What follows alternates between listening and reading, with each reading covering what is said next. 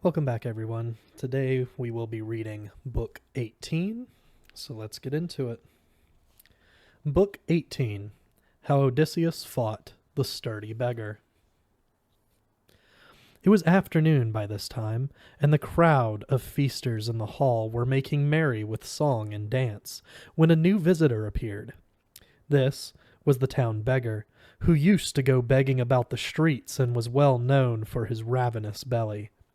He was always eating and drinking, but he had neither strength nor guts, although he was a great hulking creature.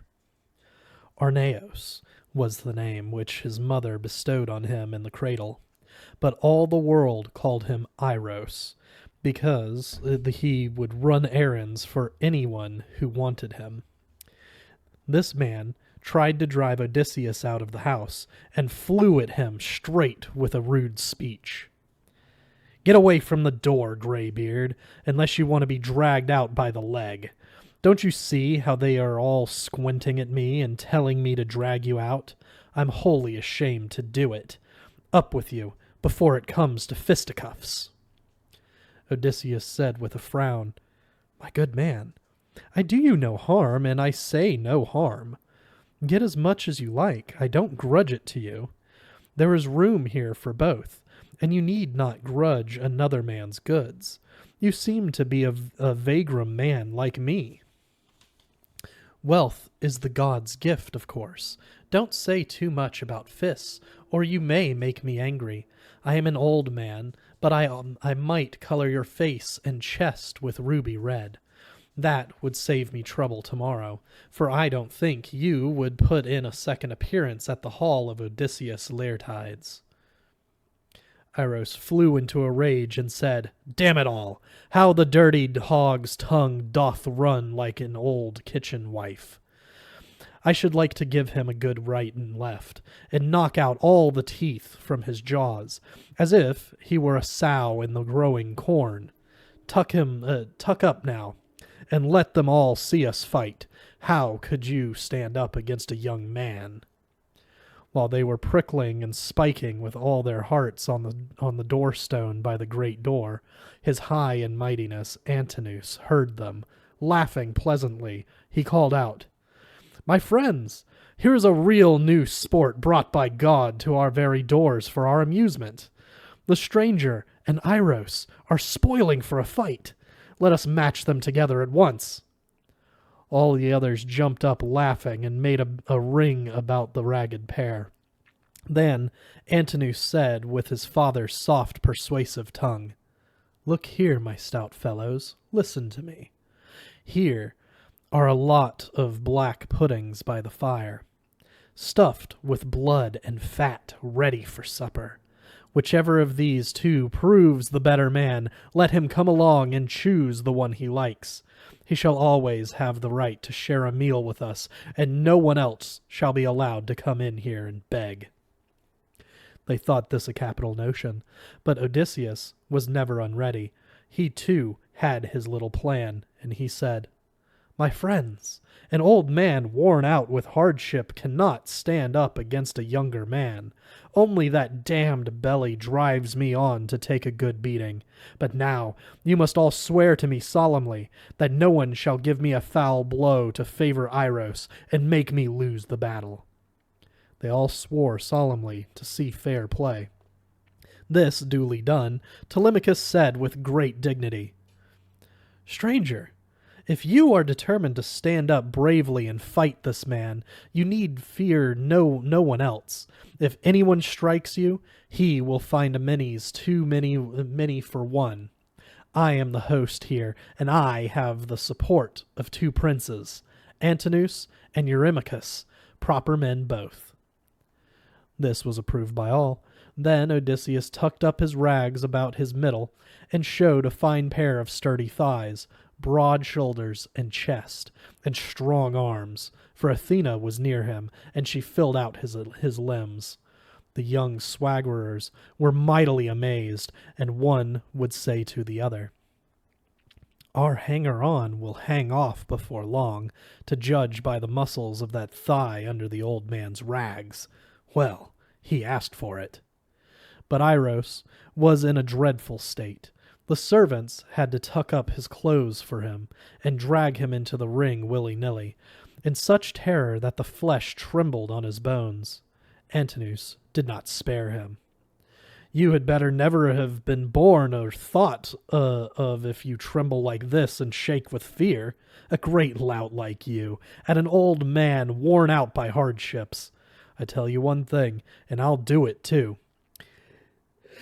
If he proves the better man, I'll bundle you on board ship across to catch him, the Boogie King, who chops men up into mincemeat.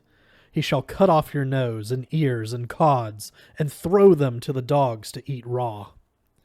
This made him tremble more than ever, but he was dragged into the ring, and the two men put up their hands. Odysseus considered whether he should hit hard enough to kill on the spot, or give him a gentle tap and down him. On the whole, he thought the gentle tap would be better, or he might be found out. So, when they put up their hands, Iros let drive at the right shoulder, but Odysseus struck the man's neck under the ear and broke his jawbone. The red blood gushed out of his mouth, and he fell in the dust bleating, and gnashed his teeth, drumming with his heels on the ground. The spectators lifted up their hands and fairly died of laughing. Odysseus dragged the man out by one leg through the forehall and into the courtyard near the gate. There he propped him up against the courtyard wall and put a stick in his hand and said loudly, "Sit there now, and keep off the pigs and dogs. Don't set up to be monarch of all the beggars, you miserable wretch, or a worse thing may come upon you." Then he threw his own ragged old rotten bag over the man's shoulders and slung it there by the cord, and back he went to the threshold and sat down. The others went into the hall, roaring with laughter, and congratulated the winner. "May Zeus and all gods give you the dearest wish of your heart. Now this insatiable beggar will walk in our streets no more. We'll soon bundle him off to catch him, the Boogie King who chops up men to mincemeat." Odysseus was glad of the omen when he heard these words. Then Antinous himself sat down a huge black pudding by his side, stuffed with fat and blood. Amphinomos took a couple of loaves from the basket and brought them too, and then pledged him in a golden cup with pleasant words. "Here's good luck, gaffer stranger. Happy days to come. You seem to be unhappy enough now."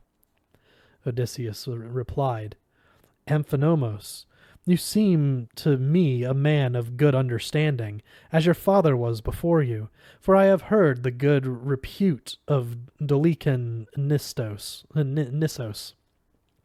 As an excellent man and a rich one, such was your father, and you seem to be courteous in your ways. Then let me say something you will do well to remember. Of all creatures that breathe and move upon the earth, nothing is bred that is weaker than man. He thinks no evil thing can ever come upon him, so long as the gods give him power and his knees are nimble. But when the blessed gods bring sorrow, he has to bear this also, unwillingly, yet with patient heart. So the spirit of man upon this earth is as the day, which the Father of gods and men brings upon him. I myself was once like to be happy amongst men, but I gave way to violent passions and did reckless deeds, trusting to the support of brothers and father.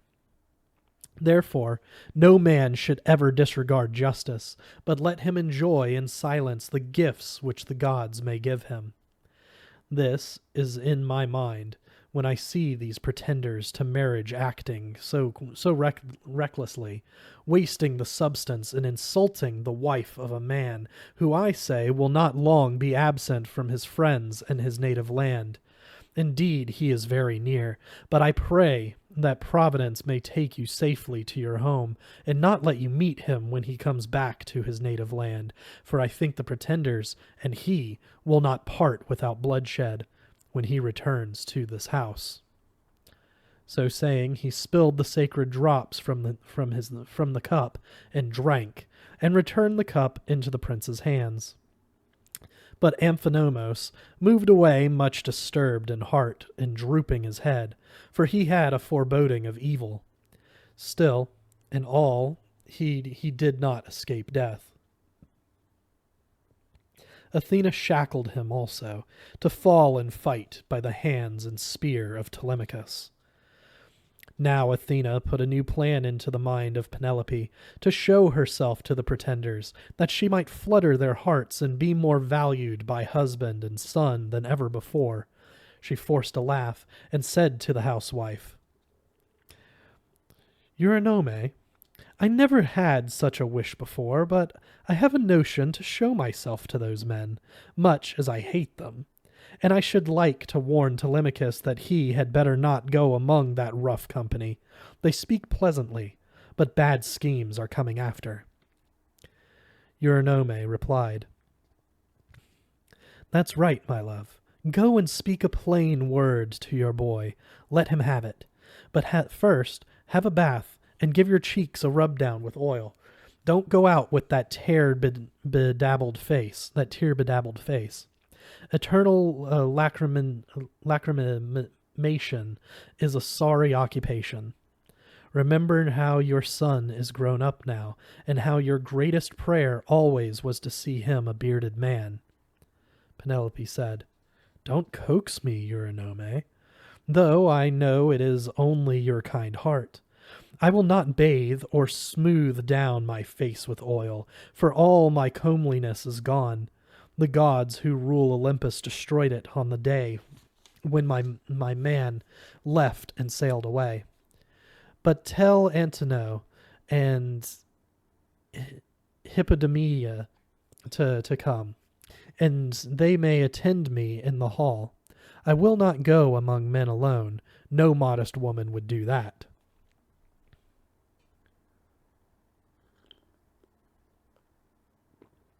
So the old woman went to call the maids. Then Athena did her part. She made Penelope lie down on her bed and fall into a deep sleep, with every limb and muscle at rest. And as she lay there, the goddess instilled her divine gifts, that she might win the admiration of all beholders. First, she cleansed the fair face with immortal balm of beauty, such as Cytherea uses when she goes all garlanded to the Graces' lovely dance. Then she made her tall and full and more white than polished ivory. And when her work was done, the waiting women came chattering out of the room. The lady woke up and rubbed her cheek, saying, That was a soft slumber that made me forget my troubles. Oh, that holy Artemis would grant me at this moment a death soft like that, so that I might no longer waste my days in mourning, no longer miss my dear husband and his incomparable goodness, for there never was a man like him. Now she came down from her room with 2 maids in waiting. When she reached the company, she stood by the doorpost of the great hall, holding the veil shimmering before her cheeks, and 1 maid stood on either side. The men were thrilled, and their hearts warmed with love, and each man prayed that she might hereafter lie by his side. Then she spoke to her son and said quietly, Telemachus, your spirit is not what it used to be. What a boy you were, as clever as could be, and determined. Now you are grown up and come of age, and one who didn't know you might think to look at you that you belong to a great family, for you are a fine big fellow, but your spirit is not what it was, and you don't know what is right. See what has been done in this hall when you let a stranger be maltreated like this. How will it be if the stranger comes to harm by being mishandled in this cruel way while he sits here in your hall? It would be a shame and a disgrace to you in the world. Telemachus answered with his usual good sense, Mother dear, I can't be surprised that you are angry. I do notice everything, and I know quite well what is good and what is bad. I was only a child before, but I cannot think always of the right thing to do, for these men fairly daze me. Here they sit on this side and on that side, full of malice, and I have no one to help me. However, that mill between Iros and the stranger did not come off as these men wished. The stranger was the better man. O Father Zeus, Athena, Apollo, may these bullies in our house bow their heads in defeat. May they be broken and lie in the courtyard or here in the hall, as surely as Iros lies now beside the gateway, with his head lolling like a drunken man, and can't stand up or go home on his feet, because he is wholly broken up.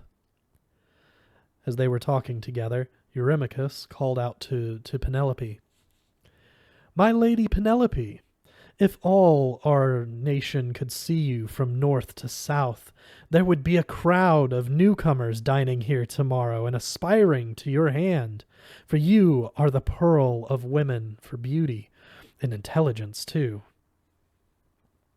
Penelope replied, Eurymachus, all my comeliness and beauty, as you call it, the immortal gods took from me when the army embarked for the war, and with them went my husband Odysseus.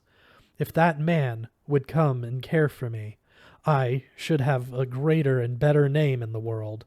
But now I can only mourn for the afflictions which heaven has sent. What he said to me when he left his native land was this. He clasped my right hand by the wrist, and he said, My wife, I do not think all our brave men will come back from Troy safely. They say the Trojans are warriors as we are, lancers and archers, and men who can use a horse. Such men as can most quickly turn the day in a hard-fought field. So I do not know if God will spare me, or if I shall fall in the Trojan land. I leave you the care of all that is here. Care for my father and mother in this place as you do now, or even more when I am far away, and when you see our son with a beard on his face, leave your house and marry the man of your choice. And now all is happening as he said. A night will come when that hateful marriage will fall to my lot, and mine is a wretched lot since Zeus took my happiness away. But I have a bitter humiliation to bear. Your way of wooing a wife was never seen before. Those who would win a woman of rank and wealth vie with one another in offering herds of cattle and flocks of sheep, and feasting the lady's friends, and heaping gifts upon her. They do not devour the wealth of another without compensation. Odysseus had some comfort now for his patient heart, to see how she had attracted their gifts, while she wheeled them with soft words and had quite other thoughts in her mind. Antinous saw there was reason in that, as his father's son ought to do, and he answered, What you say is true, my lady Penelope, and we should not forget whose daughter you are. Let each bring what he thinks proper, and do you accept our gifts? For it is not fair to refuse a gift. But we will not go back to our lands or anywhere else until you marry one of us. The others were all content, and each sent a man to bring their gifts. Antinous provided a magnificent robe richly embroidered. It had golden buckles, a round dozen of them, fitted with curved clasps. Eurymachus gave a gold chain of fine workmanship, studded with amber beads and sparkling like the sun. Eurydamas had a pair of earrings, each with a cluster of 3 drops, and a groom to carry each earring. A lovely pair of trinkets. From the house of Pysandros, Polyctorides, came a servant with a beautiful necklace, so each of them offered his own fine gift. Then Penelope returned to her chamber, and the women carried away the gifts. The young men now amused themselves with singing and dancing to while away the time until evening. And soon the darkness came on. Then they placed 3 braziers in the hall to give light, and piled round them heaps of good dry sticks, nearly chopped up for the purpose. In between were torches, and relays of maids looked after the night. By and by Odysseus said to the maids, "My good girls, it's long since you saw your master, but now you may go to your quarters, and your gracious mistress. Sit in her room and make yourselves pleasant. Spin the yarn, card the wool, and I will show a light for all these gentlemen. If they like to carry on till daylight doth appear, they will not beat me. I am a patient man." The girls laughed and glanced at one another, but one had a sharp tongue, that cherry-cheeked wench, Melantho, Dolios's daughter. She was a favorite with Penelope, who treated her like her own child and gave her trinkets to please her fancy. But she was ungrateful and cared nothing for her mistress. Indeed, she was the sweetheart of Eurymachus. This young minx rated Odysseus roundly. "Well, Mr. Patience, your wits must have been smacked out of you. Why don't you go and sleep at the smithy or the gossip's hostel, instead of giving play to your tongue here before all these gentlemen, bold as brass? I wonder you aren't ashamed. The wine has gone to your head, or perhaps you are always like that with your bibble-babble. Are you above yourself because you beat Iros the beggar? Take care someone better than Iros doesn't show up to box your ears well for you, and kick you out of the house in a pretty mess." Odysseus frowned at her and said, "Just wait a minute, you bitch, and I will see what Telemachus has to say. When he hears what you have said, he'll soon chop you up into mincemeat." This sent them scurrying away, and they fled to their rooms, terrified to death, for they all thought he meant it. But he took his post near the braziers to keep up the light, and watched all the company. His mind was full of other thoughts, which came to pass in due time. But Athena would not suffer the young bullies to cease from their humiliating insults, for she wished to excite the anger of Odysseus still more. So Eurymachus began to make game of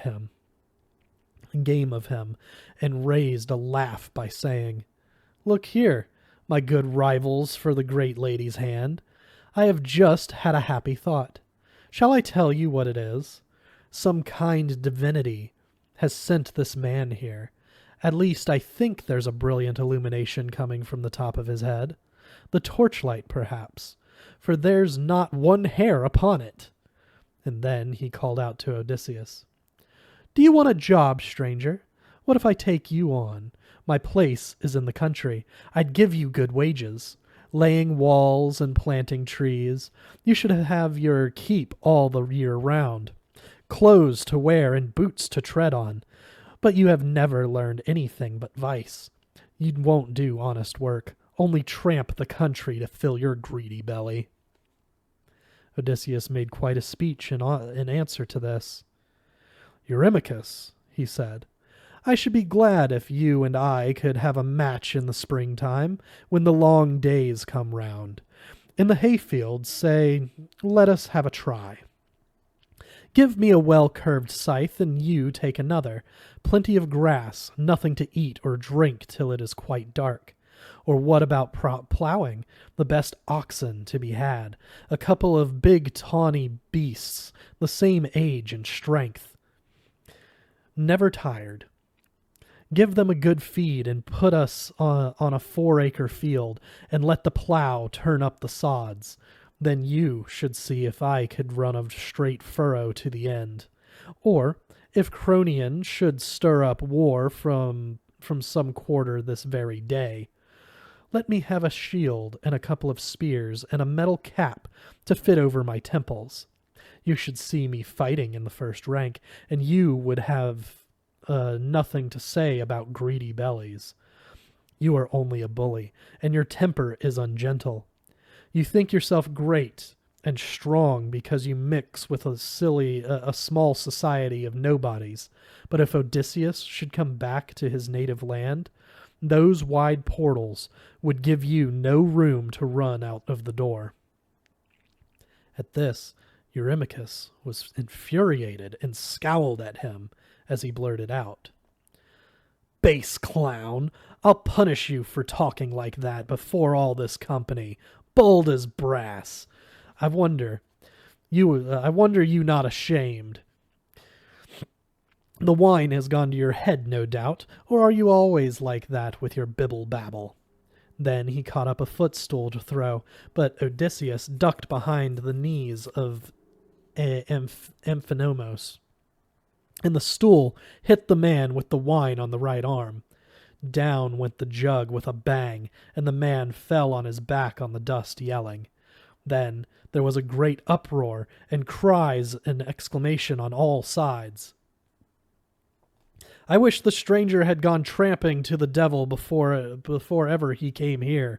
Then we should have been spared this noise. Now we are brawling over a beggar, and there is no pleasure in a good meal, for this is no place for a decent man." Telemachus now called them to order with dignity. "Gentlemen, what is this? You are behaving like madmen, and you cannot carry your food and drink quietly. Some malign spirit must be driving you on. You have had a good dinner. Now go home and rest when you find it convenient. I chase no man away." They bit their lips and heard with surprise how confidently he spoke. Then Amphinomos said, "My good friends, that is quite fair, and no one has any right to object or to feel annoyed. Don't maltreat the stranger or anyone else. Come along now, let the man pour the drops in our cups, that we may do the act of grace and go home to rest.